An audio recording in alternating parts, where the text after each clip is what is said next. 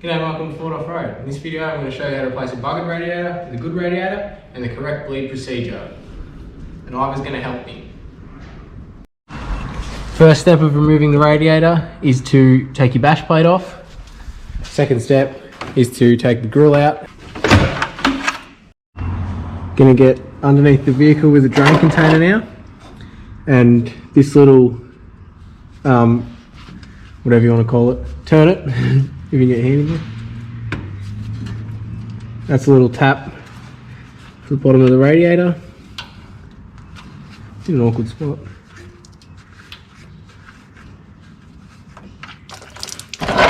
Preferably put your drain can in the right spot. It's not going to come out much. Get up. Take the top off the coolant reservoir. Remove the power steering reservoir, 2 10mm on top and 1 10mm down, going that way into the fan shaft.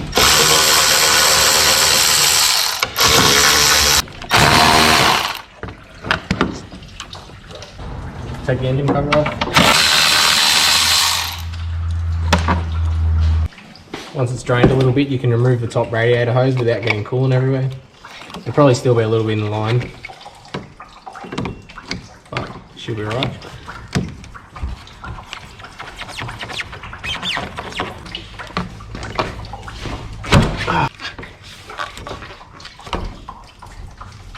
Remove this small hose and the 2 10mm that hold the coolant reservoir in place.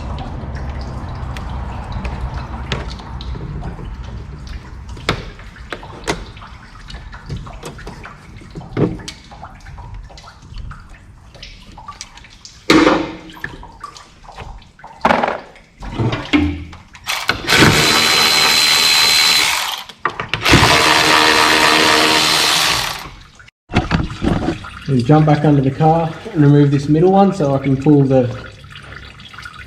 coolant reservoir out.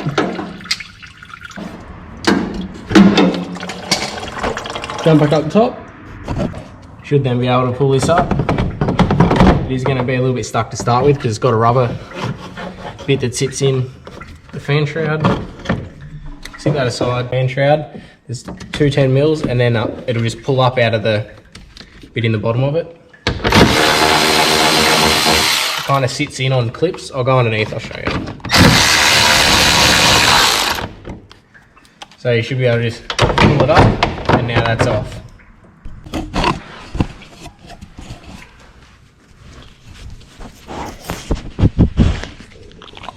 What are you doing?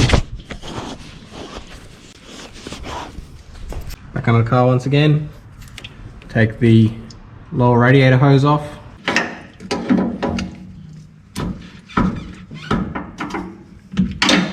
Depending on how long it's been draining, you might get a little bit more coolant.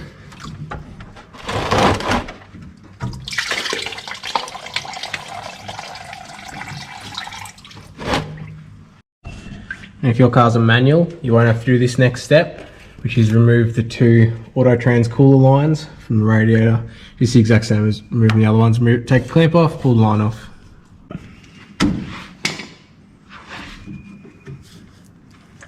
Oh, getting some bit of oil. Actually going to shove an Allen key in the end so it doesn't leak out because I don't have a clamp.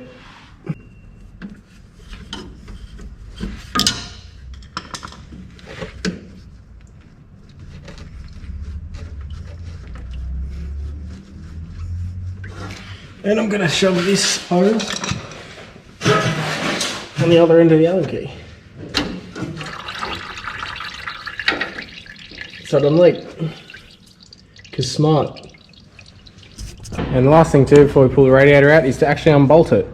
So there's a 12mm here, 12mm over here, one in that hole, and one in that hole. Just gonna unbolt those 4 and then the radiator is loose and ready to come out.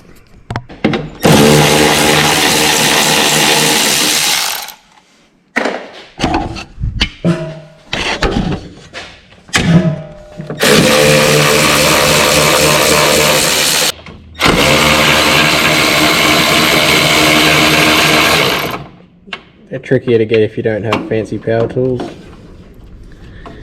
Trying to drop. So all it's left to do now is to pull the actual radiator out. So you've got to lift the fan shroud up and push it backwards over the fan. And manoeuvre it over the bottom outlets of the radiator while lifting the radiator up. Can be a bit frustrating sometimes. It just doesn't seem to go where you would like it to go. But it'll come out eventually. There's this one little plug down the attached to the radiator there. Don't have to unplug it, just get the little clip out of the radiator. They're known as arsehole clips. Those type of clips. When you're a mechanic, that's what you call them. They are arseholes.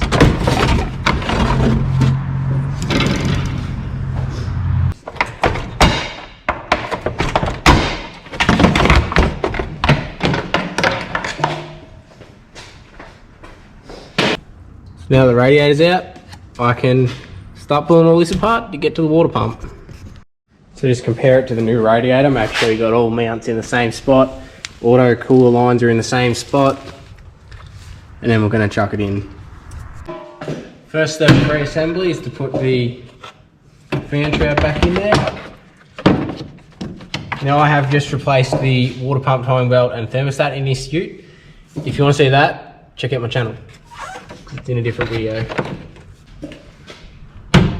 Just feed it down there. Same as pulling it out, you'll have to kind of manoeuvre around the fan shroud.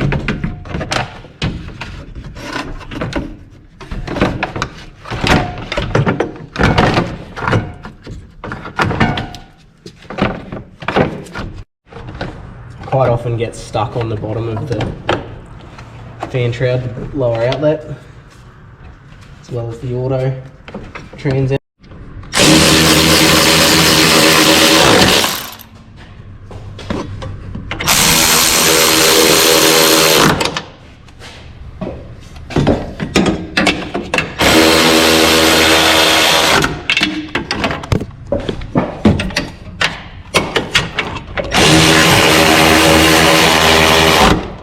It's got some little clips in the bottom, so if you just lift it up, push it towards the radiator and then push it back down, it'll clip into those just like that. And then get your bolts that hold the shroud on.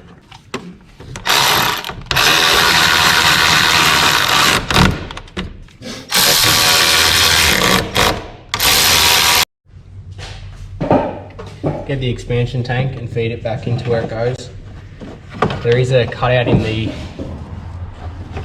fan shroud that it sits into.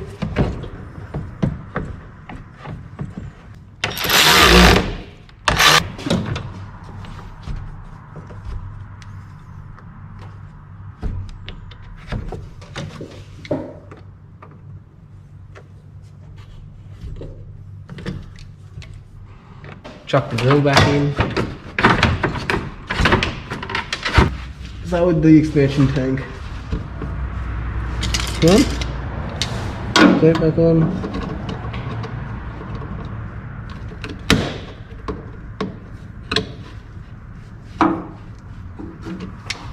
Lower radiator hose.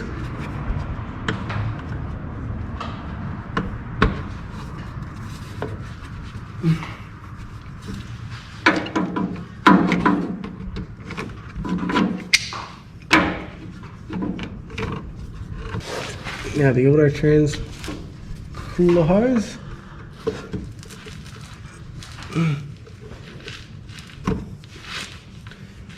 Do that up.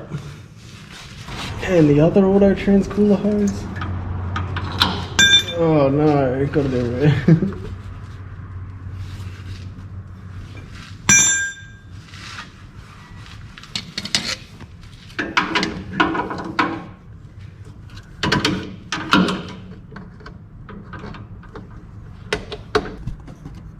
Once that's done, jump back up the top and chuck the top radiator hose on.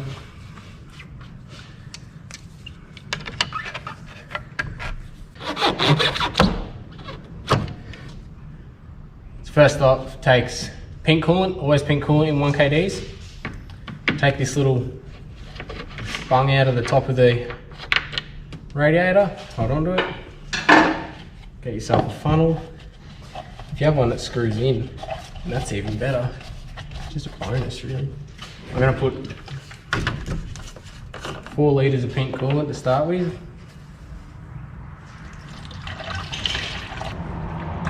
Also, I've left the bash plate off underneath, so if anything's leaking, you'll be able to tell easily.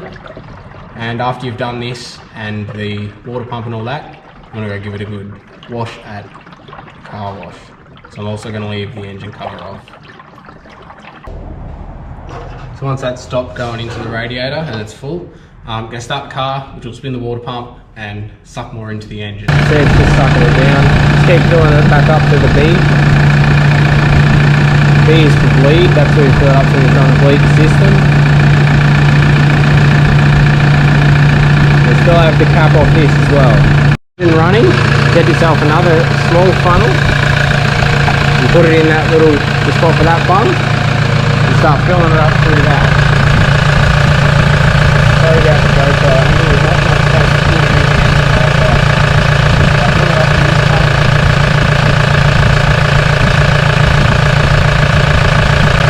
Every time you see this one get below the feet, fill it back up to where that is.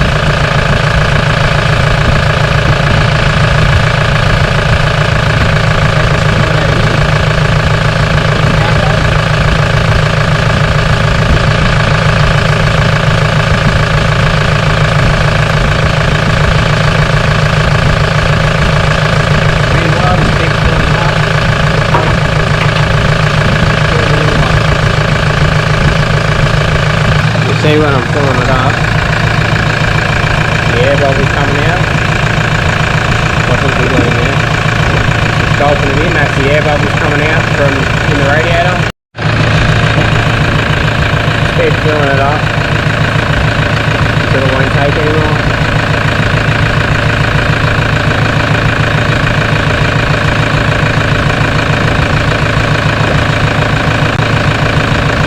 It's pretty much stopped taking it in now.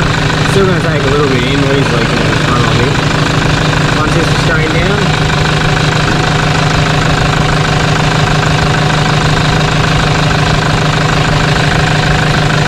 put the plug back to the top of the radiator.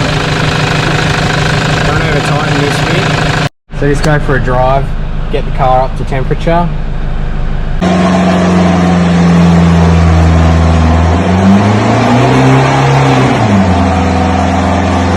So once you've gone for a drive, engine's up to temperature, just recheck it again and top up through the expansion bottle, and it should be all good.